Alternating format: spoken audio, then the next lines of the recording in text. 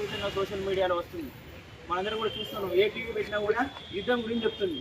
కాబట్టి అట్లా జరగవద్దు, చిన్నపిల్లలు చచ్చిపోవద్దు. యుద్ధం వల్ల మొత్తం జీవితాలు మొత్తం కూడా సర్వనాశనం అయిపోతే పెద్ద పెద్ద బిల్డింగ్లు గురి చేస్తూ ఉన్నారు, మనుషులు ఉన్న దగ్గర కూడా బాంబులు వేస్తూ ఉన్నారు.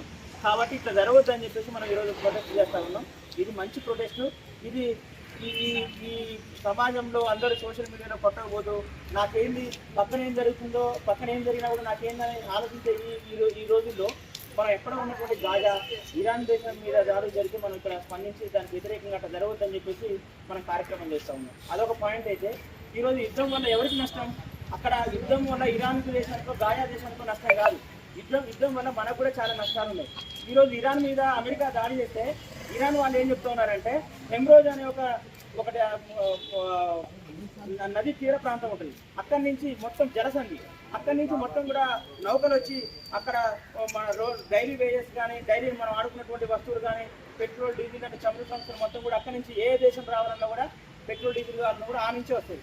అట్లాంటి ఒక జలసంధిని కూడా మూసేస్తాం అని చెప్పేసి వాళ్ళు ఈరోజు ఇరాన్ వాళ్ళు మాట్లాడుతూ ఉన్నారు. ఇరాన్ వాళ్ళు అట్లా చేయడం వల్ల ఉపయోగం ఏంది? మనకు కూడా నష్టం ఏంది? మనకు పెట్రోల్ డీజిల్ రేటు పెరిగిపోతుంది, మనకి చక్కెర ధర పెరిగే అవకాశం ఉంది, మనం నిత్యం వాడుకుంటున్న అనేక వస్తువుల ధర పెరిగే అవకాశం ఉంది. ఇప్పటికే మన దేశంలో ఉన్నటువంటి ఉన్న ధరలే ఈరోజు మనం మోయలేని ఒక స్థితి ఉంది. దినదిన గంట నూరేళ్ళ ఆయుష్గా మన పేద బడుగు పడిన వర్గాల ప్రజల యొక్క పరిస్థితి కొనసాగుతుంది.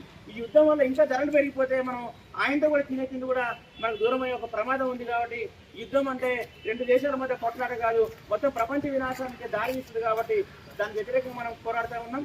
కాబట్టి ఈ కార్యక్రమానికి వచ్చిన మీ అందరికీ కూడా పేరు పేరున ధన్యవాదాలు తెలియజేస్తూ, నాకు ఈ అవకాశం ఇచ్చిన మీ అందరికీ కూడా ధన్యవాదాలు తెలియజేస్తాను.